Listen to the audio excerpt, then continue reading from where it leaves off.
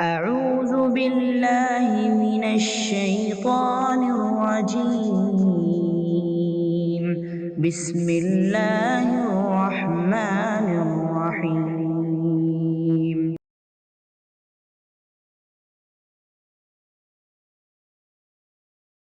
إن الحمد لله نحمده ونستعينه ونستغفره ونعوذ بالله من شرور أنفسنا ومن سيئات أعمالنا من يهده الله فلا مضل له ومن يضلل فلا هادي له وأشهد أن لا إله إلا الله وحده لا شريك له وأشهد أن محمدًا عبده ورسوله. يا أيها الذين آمنوا اتقوا الله حق تقاته ولا تموتن إلا وأنتم مسلمون. يا أيها الناس اتقوا ربكم الذي خلقكم من نفس واحدة وخلق منها زوجها وبث منهما رجالا كثيرا ونساء واتقوا الله الذي تساءلون به والأرحام إن الله كان عليكم رقيبا. يا أيها الذين آمنوا اتقوا الله وقولوا قولا سديدا يصلح لكم أعمالكم ويغفر لكم ذنوبكم ومن يطع الله ورسوله فقد فاز فوزا عظيما. أما بعد فإن خير الحديث كتاب الله وخير الهدي هدي محمد صلى الله عليه وسلم وشر الأمور محدثاتها وكل محدثة بدعة وكل بدعة ضلالة وفي رواية وكل ضلالة في النار. فأعوذ بالله السميع العليم من الشيطان الرجيم. لن ينال الله لحومها ولا دماؤها ولكن يناله التقوى منكم. وقال تعالى إن إبراهيم كان أمة قانتا لله حنيفا ولم يكن من المشركين. تمام قسم کی ستائشیں، وہ بڑائی، وہ کبریائی، وہ عظمت اللہ رب العالمین کے لیے ہے، جو مالک ارض و سما ہے، خالق کائنات ہے، مدبر حقیقی ہے، خالق حقیقی ہے۔ لاکھوں کروڑوں درود و سلام ہو محمد الرسول اللہ صلی اللہ علیہ وسلم پر، جنہیں اللہ سبحانہ و تعالیٰ نے سارے کائنات کے لیے رحمت بنا کر مبعوث کیا۔ میں اللہ رب العزت کی بارگاہ میں دعا کرتا ہوں کہ اللہ سبحانہ و تعالیٰ جس طرح ہمیں اس مبارک مجلس میں ان مبارک چہروں کے ساتھ اس مبارک گھڑی میں جمع کیا ہے، اسی طرح ہمیں جنت الفردوس میں جمع کریں، آمین یا رب العالمین۔ عزیز ساتھیوں، ماؤں، بہنوں اور خواتین اسلام، آج ہماری امت کی حالت یہ ہے کہ اگر اسے کسی تکلیف میں دین یا پھر دنیا دونوں میں سے ایک کو چننے کا اختیار دیا جائے تو ہم جانتے ہیں کہ رزلٹ کیا آئے گا۔ ہم میں سے اکثر و بیشتر لوگ دنیا کو چن لیں گے اور کہیں گے کہ بھائی دین تو بعد میں کیا جا سکتا ہے، دین کے معاملات میں ہم گیو اپ کرنا بہت آسانی سے کر لیتے ہیں۔ اور یہی وجہ ہے کہ آج ہم امت مسلمہ پسمائی میں پڑے ہوئے ہیں۔ ہمارے مد نظر دنیا کی رنگینیاں ہیں، دنیا کی طاقتیں ہیں، جبکہ اس سے پہلے والے ہمارے اسلاف، ہمارے صحابہ، تابعین، تبع تابعین، اس سے پہلے جب بھی امت کو طاقت ملی تو امت کے اندر ایک چیز کار فرما تھی، وہ یہ تھی کہ جب بھی معاملات اٹک جائیں تو اس موقع پر دین کا اختیار کیا جاتا ہے اور دین کو کسی بھی حالت میں نہیں چھوڑا جاتا، اگر اس کے لیے بہت ہی بڑا مہنگا دام ہی کیوں نہ دینا پڑے۔ عزیز ساتھیوں، یہ پیغام میں نے جو چند جملوں میں آپ کے سامنے رکھا، یہی پیغام لے کر آتا ہے ہر سال بقرہ عید کا یہ موقع۔ بقرہ عید جیسے ہی آتی ہے، اس سے پہلے کے جو 10 دن ہیں جن کے بارے میں ہم سنتے آتے ہیں کہ یہ ذی الحجہ کے 10 دن ہیں، ان دنوں میں روزے رکھنا، کثرت سے تلاوت کلام پاک کرنا، صدقہ و خیرات کرنا، بلکہ یہ ایام رمضان کے ایام سے بہتر ہیں۔ ہاں، رمضان کی راتیں سارے سال کی راتوں سے بہتر ہیں، اس میں کوئی شک نہیں، لیکن ذی الحجہ کے یہ شروع کے 10 دن رمضان کی دنوں سے بہتر ہیں، راتیں رمضان کی بہتر ہیں، لیکن دن ذی الحجہ کے بہتر ہیں۔ ان دنوں میں کثرت سے عبادت کر کے اللہ کو راضی کرنا ضروری ہے۔ عزیز ساتھیو، جیسے ہی بات بقرہ عید کی آ جائے، جیسے ہی بات ذی الحجہ کی آ جائے، جیسے ہی بات قربانی دینے کی آ جائے، ہمارے سامنے بار بار قرآن جس شخصیت کو پیش کرتا ہے وہ شخصیت ہے ابراہیم علیہ السلام۔ ان کی یاد تازہ ہو جاتی ہے۔ اللہ اکبر، یہ کیسے رسول گزرے ہیں جن کی اتباع محمد رسول اللہ صلی اللہ علیہ وسلم پر فرض تھی۔ اللہ نے محمد صلی اللہ علیہ وسلم کو حکم دیا، فَاتَّبِعْ مِلَّةَ إِبْرَاهِيمَ حَنِيفًا، اے نبی صلی اللہ علیہ وسلم آپ ابراہیم علیہ السلام کی ملت کی اتباع کریے۔ اور خود آپ صلی اللہ علیہ وسلم یہ کہتے تھے کہ میں دین ابراہیمی میں ہوں۔ اور جب ان سے پوچھا جاتا کہ ابراہیم علیہ السلام کی شناخت کیسی تھی، ان کی شباہت کیسی تھی، تو آپ صلی اللہ علیہ وسلم یہ کہتے تھے کہ جیسے تمہارے صاحب ہیں، یعنی اپنے آپ کی طرف اشارہ کرتے، بالکل وہ ویسے ہی دکھا کرتے تھے۔ تو ابراہیم علیہ السلام کی پوری شریعت کی بھرپور اتباع کرنے والے محمد رسول اللہ صلی اللہ علیہ وسلم ہیں۔ جب بھی بات قربانی کی آ جائے تو ابراہیم علیہ السلام کا وہ فعل، ابراہیم علیہ السلام کا وہ کام ہمارے دل و دماغ میں تو تازہ ہو جاتا ہے، لیکن جو چیز ہم اور آپ کو دیکھنی ہے وہ یہ ہے کہ وہ کیسی قربانی دینے کے لیے تیار ہو گئے اور کون سی چیز کو اللہ کی بارگاہ میں پیش کرنے کے لیے تیار ہو گئے۔ جیسے میں نے آپ کو بتایا، اس میں یہ پیغام مضمر ہے کہ آپ سے جب بھی دین و دنیا کا موازنہ کیا گیا، آپ کے سامنے دونوں کو کمپیئر کیا گیا، حالت تکلیف کی ہے، ایسے صورت میں ہم اور آپ کو ہمیشہ دین چننا چاہیے۔ اور اللہ سبحانہ و تعالی جو آدمی اس موقع پر دین کو چنتا ہے اسی کو زمین میں فوقیت دیتا ہے۔ جس نے دنیا کی رنگ رنگنی سے اپنا جو ہے یہ کر لیا، کمپیئر اپنے آپ کو جو ہے اس کے ساتھ کمپنسیٹ کر لیا، تو ہم دیکھتے ہیں کہ اللہ سبحانہ و تعالی مسلمانوں کو ایسا عالم میں عزت نہیں دیتا۔ تو عزیز ساتھیو، ابراہیم علیہ السلام کے واقعات ہمیں اس لیے یاد آتے ہیں کہ ہمیں یہ معلوم ہو جائے کہ انہیں یہ مقام اللہ نے عطا کیا ان کی قربانیوں کے بنیاد پر۔ اللہ نے قرآن میں ارشاد فرمایا ابراہیم علیہ السلام کے تعلق سے، ان ابراہیم کان امہ قانتا للہ حنیفا ولم یکن من المشرکین۔ یہ جو ابراہیم علیہ السلام تھے، اللہ اکبر، آیات پر غور کریے گا، یہ جو ابراہیم علیہ السلام تھے یہ ایک آدمی تھے لیکن ایک امت کے برابر تھے۔ اللہ اکبر، اللہ نے کہا کہ کان امہ، یہ ایک امت کے برابر تھے، قانتا للہ حنیفہ، اور اللہ کے سامنے انتہائی پرہیزگار اور بالکل سیدھی راہ میں چلنے والے تھے، اور شرک کا شعبہ انہیں چھو کر نہیں گیا، شرک سے انتہائی بری تھے۔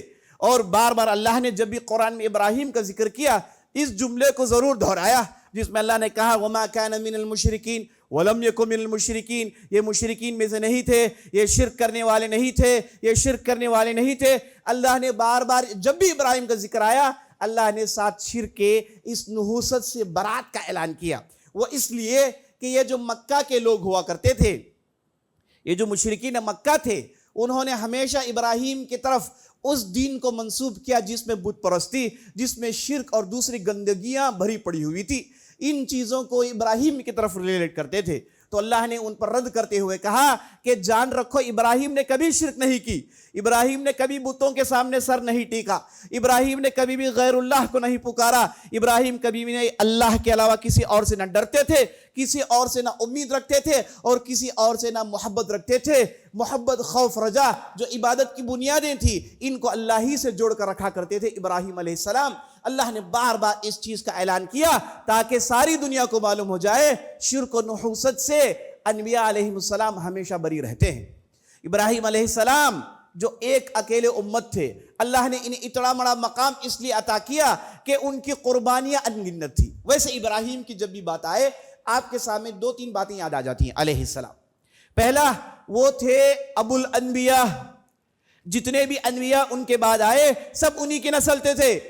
ہاں، ان سے پہلے نوح، ہود، صالح، ادریس اور بعض انبیاء کا ذکر آتا ہے جو ابراہیم سے پہلے تھے۔ اب جب ابراہیم آ گئے، جب اللہ نے انہیں رسول بنایا، آزمائشوں کے مرحلے سے گزر گئے، تو اللہ سبحانہ و تعالیٰ نے ساری کی ساری نبوت، ساری کی ساری رسالت ابراہیم کی نسل میں ڈال دی. اللہ اکبر. ان کے بعد جتنے بھی انبیاء آئے, ان کے بعد جتنے بھی رسول آئے, سب کے سب ابراہیم کے نسل سے آئے. اللہ اکبر. آپ موسیٰ کہیے, آپ عیسیٰ کہیے, یہاں تک کہ محمد رسول اللہ صلی اللہ علیہ وسلم بھی ابراہیم علیہ السلام کی نسل سے تھے. ابراہیم علیہ السلام کے دو بیٹے جنہیں اللہ نے نبوت دی, ایک تھے اسحاق علیہ السلام اور ایک تھے اسماعیل علیہ السلام. اسماعیل علیہ السلام جب پیدا ہوئے اس وقت ابراہیم علیہ السلام کی عمر 86 سال کی تھی, 86 ایئرز کے تھے. اور جب اسحاق علیہ السلام پیدا ہوئے اس وقت ابراہیم علیہ السلام کی عمر 99 سال 99 کے تھے. اللہ اکبر. اتنے بڑے رسول, اتنے بڑے نبی, اللہ نے انہیں آزمایا, خوب آزمایا. نرینہ اولاد نہیں تھی, بچے نہیں تھے. اللہ کے بارگاہ میں گڑ گڑایا, رویا, تو اللہ نے 86 سال کی عمر میں اللہ نے انہیں اولاد نصیب کی, اور وہ تھے اسماعیل علیہ السلام. ان سے بنو اسماعیل آگے بڑھے, اور انہی کی نسل سے بنو کنانہ آئے, اور انہی کی نسل سے بنو ہاشم آئے, اور بنو ہاشم سے محمد رسول اللہ صلی اللہ علیہ وسلم دنیا میں آئے. اور بنو اسحاق, انہی کو بنی اسرائیل کہا جاتا ہے. اسحاق علیہ السلام کے بڑے لڑکے جن کا نام یعقوب تھا, جن سے بنی اسرائیل کی نسلیں آگے بڑھی, اسی یعقوب کا دوسرا نام ہے اسرائیل علیہ السلام. اور انہی کی اولاد میں بنی اسرائیل کے پورے انبیاء آئے. جتنے بھی انبیاء پڑھیے قرآن کے اندر, اکثر و بیشتر انہی کے اولاد میں سے ہیں. اللہ اکبر. اسی لیے ابراہیم علیہ السلام کو ابو الانبیاء کہا جاتا ہے, انبیاء علیہ السلام کے باپ. اللہ اکبر. اور اس سلسلے کے آخری کڑی تھے محمد رسول اللہ صلی اللہ علیہ وسلم. اللہ نے نبی صلی اللہ علیہ وسلم سے پہلے جتنے بھی رسول بھیجے بنی اسرائیل میں بھیجے, اور آخری رسول عیسیٰ علیہ السلام کی شکل میں آئے. حجت قائم ہو گئی. بنی اسرائیل نے اپنی روکردانی دکھائی, نافرمانی دکھائی, اور اس کے بعد انہوں نے اللہ کے نبی اور اللہ کے رسولوں کی دشمنی کا بار بار ثبوت دیا. تو اللہ سبحانہ و تعالیٰ نے ان سے امامت چھین لی, ان سے شریعت چھین لی, اور آخرکار محمد رسول اللہ صلی اللہ علیہ وسلم کے حوالے ان چیزوں کو کر دیا گیا. اور آپ صلی اللہ علیہ وسلم بھی بنو اسماعیل سے تھے. اور ابراہیم علیہ السلام کی جب بھی بات آتی ہے تو دوسری بات یہ یاد آتی ہے کہ وہ امام التوحید تھے. اللہ اکبر. جتنے بھی توحید پرت گزرے ہیں ان کے یہ امام تھے, اور توحید ہی ان کے لیے سب کچھ تھی, اور اس کے لیے لڑ پڑتے تھے. اور آج بھی حاجی حج میں جاتا ہے تو یاد رکھیے گا اسی توحید کا ڈنکا بجاتا ہے, اسی شرک سے برات کا اعلان کرتا ہے. لبیک اللہم لبیک لبیک لا شریک لک لبیک ان الحمد والنعمت لک والملک لا شریک لک. جب حاجی پہنچتا ہے تو اس تلبیہ کو پڑھتا ہے, کہتا ہے کہ اللہ میں حاضر ہوں, اے اللہ میں حاضر ہوں, تیری حکم کی تعمیل کر رہا ہوں, اے اللہ میں اس چٹیل زمین میں حاضر ہو گیا ہوں, اے اللہ تیری حکم کی تعمیل کرتے ہوئے, اے اللہ بلا شبہ پوری سلطنت تیرے ہاتھ میں ہے, تمام قسم کی تعریفیں تیرے ہاتھ میں ہے, تیرے علاوہ کوئی معبود برحق نہیں, اے اللہ بلا شبہ تو شرک سے بری ہے. اللہ اکبر. حاجی اسی توحید کا اعلان کرتا ہے. عزیز ساتھیوں, تلبیہ اسی توحید کا اعلان کرواتی ہے, تربیہ کے اندر اسی شرک کی نحوست سے برات کا اعلان ہوتا ہے. اللہ اکبر. اسی لیے دیکھیے تلبیہ, حج, مینا, عرفہ, مکہ, کعبہ, ابراہیم, یہ سب جڑے ہوئے ہیں اور سب ایک چھت کے نیچے کھڑے ہوئے ہیں, اور وہ چھت ہے توحید کی چھت. تو ابراہیم علیہ السلام امام التوحید تھے. اللہ اکبر. قرآن نے ان کی توحید کے ڈنکے بجانے کے کیسے کیسے واقعات سنائے. بچپن میں تھے, اپنے گاؤں میں تھے ار میں, وہاں ان کے والد صاحب بہت بڑے پادری تھے, بہت بڑے پوجاری تھے, بتوں کے بہت بڑے پوجاری تھے, جن کا نام تھا آزر, اور سارے بستی کے لوگ انہی کو پوجاری مانتے تھے. اور اللہ سبحانہ و تعالیٰ نے ان کی اولاد میں ابراہیم پیدا کیا جو خالص موحد تھے. اور بچپن میں دیکھا کہ قوم کے لوگ بتوں کے سامنے ماتھے ٹیک رہے ہیں, اور سمجھایا بجھایا کوئی ماننے کو لے تیار نہیں. جب یہ لوگ ایک دن میلے کے لیے نکل گئے, ابراہیم علیہ السلام نے چپکے سے ان کے بتوں کو ڈھا دیا, اور یہ جو سب سے بڑا بت تھا اس کے ہاتھ میں کھلہاڑی دے دی. اور جب لوگ لوٹے دیکھا کہ ان کے بت کسی کا سر گرا ہوا ہے, کسی کے ہاتھ ٹوٹے ہوئے ہیں, کسی کے پیر ٹوٹے ہوئے ہیں, کسی کا پیٹ پھٹا ہوا ہے. چیخ کر بولنے لگے یہ ہمارے خداؤں کے ساتھ کس نے کیا کر ڈالا. تو لوگ آپس میں گفتگو کرنے لگے. تو لوگوں کو پتا چلا کہ یہ ایک فرد جو میلے میں نہیں گیا, پیچھے رہ گیا, اس نوجوان کا نام ہے ابراہیم. صبح نے ابراہیم کو بلایا اور بلا کر پوچھا کہ ان بتوں کے ساتھ یہ گھناونی حرکت کس نے کر ڈالی. تو ابراہیم علیہ السلام نے بڑے اطمینان سے جواب دیا, کیا تم نہیں دیکھتے یہ جو بڑا بت ہے اس کے ہاتھ میں کھلاڑی رکھی ہوئی ہے, تو اسی نے تو مارا ہوگا. تو فوراً انہوں نے کہا کہ ہمارے بت کیسے ماریں گے، وہ تو حرکت نہیں کر سکتے۔ تو ابراہیم علیہ السلام نے کہا کہ تم لوگوں پر اف ہو، تم لوگوں پر تھو ہو کہ تم لوگ خود کہتے ہو کہ تمہارا بت حرکت نہیں کر سکتا، وہ کسی کو مار نہیں سکتا، کسی کو جلا نہیں سکتا، کسی کو فائدہ نہیں پہنچا سکتا، کسی کو نقصان دے نہیں سکتا، اور پھر اسی کی عبادت میں پڑے ہوئے ہو، اسی کے سامنے ماتھے ٹھیکتے ہو، اسی کی پوجا کرتے ہو اور اسی کے سامنے چڑھاوے چڑھاتے ہو، کیا تمہارے عقل میں پھترے پڑ گئے؟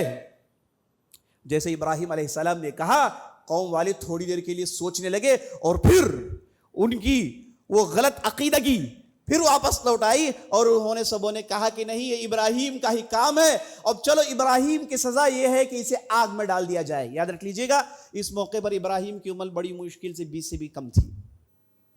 ابراہیم علیہ السلام کو اٹھاتے ہیں اور ابراہیم علیہ السلام کے لیے ایک بہت بڑی آگ دہکا دی جاتی ہے۔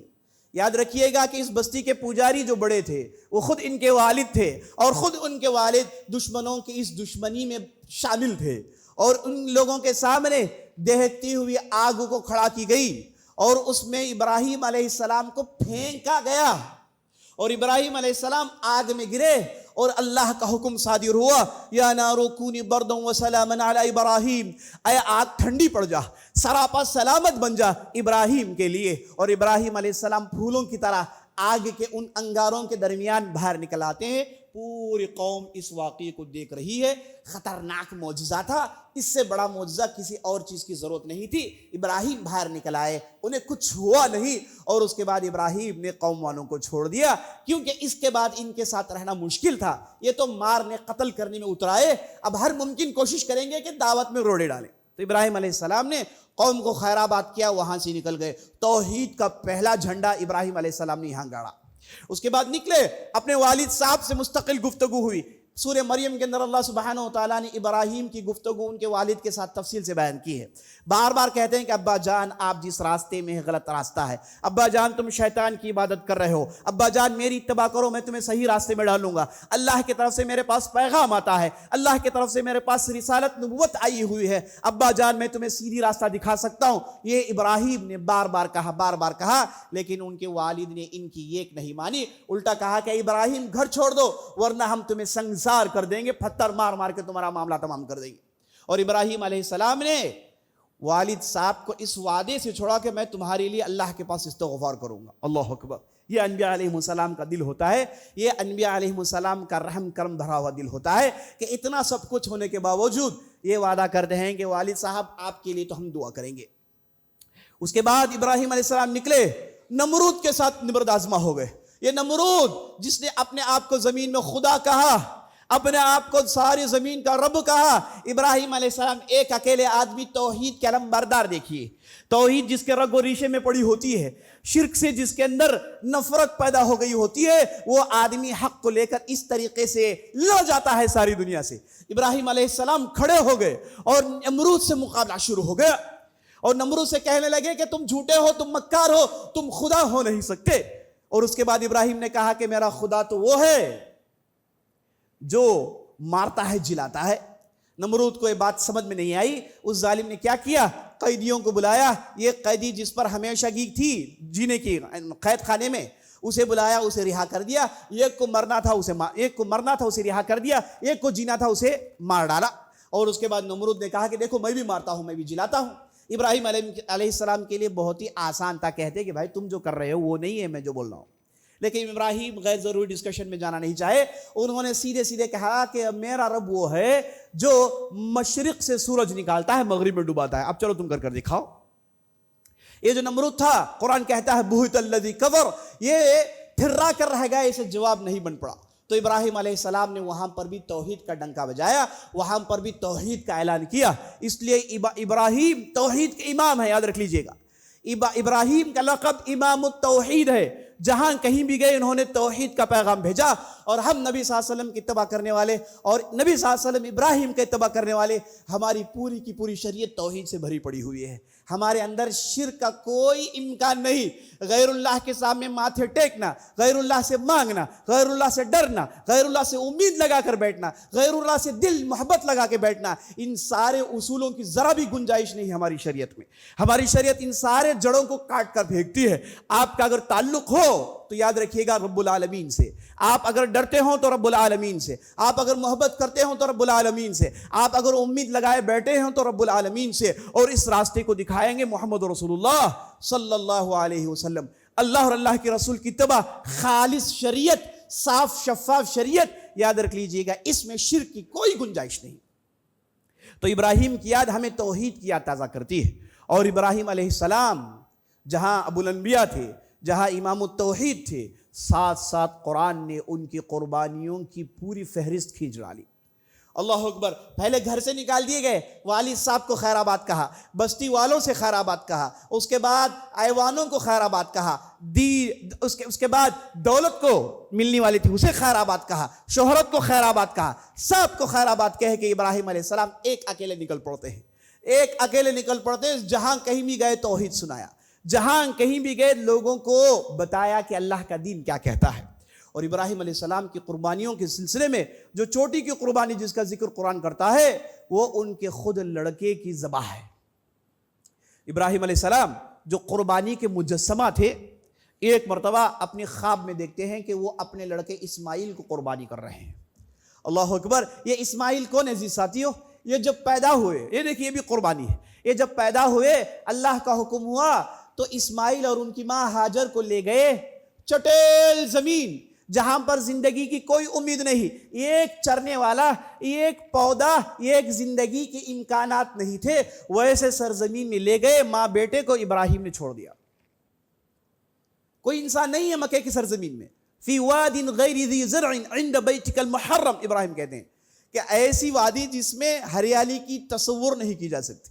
ایسے وادی میں ابراہیم نے اپنے شیر خار بچے اور اپنی بیوی دونوں کو لائے اور اس گھاٹی میں چھوڑ کے پلٹ کے جا رہے ہیں گویا کہ ان سے ان کا کوئی تعلق ہی نہیں. پیچھے سے مائی ہاجر دوڑتی ہے اور ابراہیم کا گریبان پکڑتی ہیں، کہتی ہیں کہ آپ ہمیں چھوڑ کر کیوں جا رہے ہو؟ ابراہیم آگے جا رہے ہیں، چیخ رہی ہے، چلا رہی ہے، کہہ رہے ہیں کہ آپ ہمیں کس کے بل بوتے پر چھوڑ کے جا رہے ہو؟ تو ابراہیم نے کہا اللہ، میں اللہ پر پورا بھروسہ رکھا ہوں اور میں تمہیں چھوڑ کر جا رہا ہوں. تو مائی ہاجر نے پوچھا کیا یہ اللہ کا حکم ہے؟ ابراہیم نے کہا کہ ہاں یہ اللہ کا حکم ہے. اور جیسے ہی کہنا تھا کہ اللہ کا حکم ہے، مائی ہاجر کا ایمان و توکل دیکھیے، فوراً وہ چیخ کر کہنے لگی اذن لا یضیعنا، اگر یہ اللہ کا حکم ہے تو اللہ ہمیں ضائع نہیں کرے گا. اللہ اکبر. وادی ہے، پانی کا بوند نہیں، انسان کی جینے کا تصور نہیں. اللہ اکبر. یہاں پر اس مومنہ کا ایمان دیکھیے گا. کہتی ہیں کہ اذن لا یضیعنا، اگر یہ معاملہ ہے تو رب العالمین ہمیں ضائع نہیں کرے گا. ابراہیم چل لیتے ہیں. وہاں پر شیر خر بچہ اور یہ ماں، اور اس ماں کے اس تڑپنے کو، اس ماں کے اس محنت کو اللہ نے اتنا پسند کیا، اتنا پسند کیا، آپ کے حج عمرہ میں اس کا حصہ بنا دیا. یہ جو آپ صحیح میں دوڑتے ہیں یہ مائی ہاجر کا دوڑنا تھا. وہ دوڑتی رہی دونوں پہاڑوں کے درمیان اس امید سے کہ کوئی دور دراز قافلہ نظر آ جائے، کوئی انسان نظر آ جائے، پانی کا انتظام ہو جائے. یہاں بچہ پانی نہ ملنے کی وجہ سے اس کا حلق پھٹا جا رہا ہے، بچہ رو رہا ہے. اندازہ لگائے یہ تپتی ہوئی دھوپ میں ہم آ رہے ہیں، پسینہ رکنے کا نام نہیں لے رہا ہے. اب وہ چٹیل زمین، وہ صحرا، وہ تپتی ہوئی زمین، اس کی گرمی کا کیا کہنا. اللہ اکبر. اب یہاں پر ہم دیکھتے ہیں کہ اللہ سبحانہ و تعالیٰ نے اسماعیل علیہ السلام کے پاؤں کے رگڑنے کے نیچے سے زمزم کا پانی نکال ڈالا. اور زمزم کا پانی ساری دنیا کے لوگ آج تک پیتے ہیں. جب بھی آپ زمزم پیتے ہیں اسماعیل کو یاد کریے گا. جب بھی آپ زمزم پیتے ہیں مائی ہاجر کو یاد کریے گا. جب بھی آپ زمزم پیتے ہیں ابراہیم کو یاد کریے گا. ان تینوں کی قربانی کو آپ اپنے مد نظر رکھیں. آپ اپنے مد نظر رکھیں. یہ لوگ جنہوں نے دین کو فوقیت دی، دین کو سب سے اوپر رکھا، باقی معاملات کو بعد میں رکھا، اس لیے اللہ سبحانہ و تعالیٰ نے ان لوگوں کو چنا. لیکن آج ہم ہیں کہ دین کے معاملات میں کمپرومائز کر لیتے ہیں، دین کے معاملات کو ثانوی درجہ دے دیتے ہیں اور درجہ دیتے ہیں دنیا کو پہلے، کہ ہماری دولت بنی رہے، ہماری شہرت بنی رہے، ہمارے پیسے بنے رہیں، اور بعد میں دین ہو سکے تو کر لیں گے. بھائی دین میں کیا دقت ہے؟ دین میں تو آسانیاں ہیں. ایسی ویسی بات کہہ کے دین سے سارے کے سارے ہم کمپرومائز ہو جاتے ہیں. لیکن یہ وہ لوگ نہیں تھے، یہ وہ لوگ نہیں تھے. تو زمزم نکلایا اور اس کے بعد وہاں پر قبیلے بنو جرہم آیا، وہاں سے آبادی بڑھی. جب اسماعیل علیہ السلام کی عمر 16 سال کی ہوئی، ابراہیم علیہ السلام پھر آ رہے ہیں لڑکے سے ملنے کے لیے. معلوم ہوتا ہے کہ بیچ میں ایک مرتبہ آئے تھے، لیکن کئی دنوں کے بعد ملنے کے لیے آ رہے ہیں. بچہ جو ہے والد کو دیکھنے کے لیے تڑپ رہا ہے اور والد اس بار آئے بڑے عجیب و غریب پیغام کے ساتھ. اور جیسے ہی بچے کو دیکھا سیدھے سیدھے کہنے لگے کہ لڑکے میں نے خواب میں دیکھا ہے کہ میں تمہیں ذبح کر رہا ہوں. اور یہ لڑکا اللہ اکبر پتہ نہیں کیسی تربیت تھی, اتنے دور ہونے کے باوجود یہ اللہ کے لیے قربانی کا جذبہ, اللہ اکبر. اسماعیل علیہ السلام نے کہا کہ یا ابت افعل ما تؤمر ستجدنی انشاءاللہ من الصابرین. اے ابراہیم علیہ السلام, اے والد صاحب, آپ کر گزریے جس کا حکم ہوا ہے, انشاءاللہ میں صبر کرنے والوں میں مجھے پاؤ گے. اور ابراہیم علیہ السلام اپنے 16 سال بچے کو لے گئے اور چت لٹایا, چھری نکالی. چت اس لیے جو ہے لٹایا تاکہ چہرہ دیکھ کے نرمی نہ آ جائے. چت لٹایا اور پیچھے سے حلق میں چھری چلانے والے تھے. خدا کی قسم اگر اللہ کا حکم نہیں آتا چلا دیتے. یہ تھے ابراہیم علیہ السلام. اللہ اکبر, قربانی دیکھیے, اندازہ لگائیے. یہ تھے ابراہیم علیہ السلام, چھری چلا رہے تھے کہ اتنے سے آسمان سے آواز آئی, یا ابراہیم, اے ابراہیم, تو نے تمہارے خواب کو سچ کر دکھایا.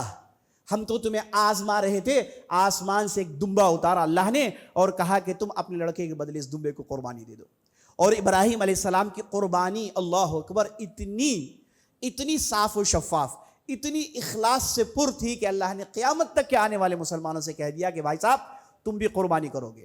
اور ساتھ ساتھ یہ جان رکھو, لن ینال اللہ لحومها ولا دماؤها ولكن ینالہ التقوی منکم. اور اللہ سبحانہ وتعالیٰ کی بارگاہ میں تمہارے جانور کے گوشت پوشت نہیں پہنچتے, تمہارے جانور کا خون نہیں پہنچتا, بلکہ تمہارے دل میں جو قربانی کا جو جذبہ ہوتا ہے, تمہارے اندر اللہ کے لیے جو تڑپ ہے, تمہارے اندر اللہ پر جو توکل ہے, تمہارے اندر اللہ کے لیے سب کچھ تش دینے کا جو جذبہ ہے, اللہ سبحانہ وتعالیٰ یہ جذبہ چیک کرنا چاہتا ہے. اے کاش ہم مسلمان اس جذبے کو دوبارہ زندہ کر پائیں. اے کاش ہمارے دل میں جذبہ دوبارہ زندہ ہو جائے. اے کاش تقوی کا یہ مظاہرہ ہم کر پائے. رمضان کے مہینے کے مقاصد میں کہا گیا لعلکم تتقون, تاکہ تمہارے اندر وہ تقوی پیدا ہو جائے جو حرام سے تمہیں بچائے, حلال کرنے پر ابھارے. اور قربانی کے اس موضوع پر بھی یہی کہا گیا کہ اللہ تمہارے تقوی کو دیکھتا ہے. عزیز ساتھیو, یہ دین کتنا ہی زبردست, کتنا کشادہ اور کتنا شامل و کامل ہے کہ آپ کو ہر لمحے میں تقوی کی بقا کی کوشش کرنے کے لیے راستے ہموار کرتے جاتا ہے, راستے ہموار کرتے جاتا ہے.